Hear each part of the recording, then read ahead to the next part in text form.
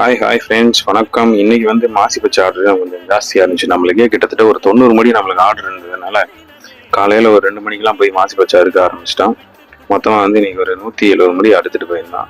So நான் காலையில் மாசி பச்சை ஃபுல்லாக அறுத்து முடிச்சோடனே அம்மா கட் பண்ணி க்ளீன் பண்ண ஆரம்பிச்சிட்டாங்க. அவங்க கட் பண்ணி க்ளீன் பண்ணுற கேப்பில் நானும் போய் நம்மளோட பன்னீர் ரோஸ்லாம் எடுக்க ஆரம்பிச்சிட்டேன்.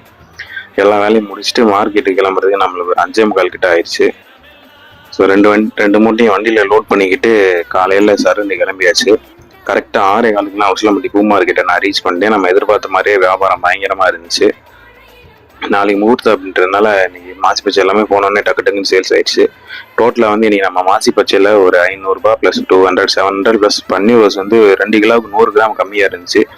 நேற்று வந்து 200 போட்டிருக்காங்க, இன்னைக்கு எப்படி 150 குறையாது. ஸோ கிட்டத்தட்ட நம்ம ஒரு நியர்லி 1000 rupees கிட்ட நம்ம ஏர்ன் பண்ணியிருக்கோம். ஸோ ஃபுல் வீடியோ வந்து உசிலம்பட்டி யூடியூப் சேனலில் இருக்குது. லைக் பண்ணுங்கள், சப்போர்ட் பண்ணுங்கள். பாய்.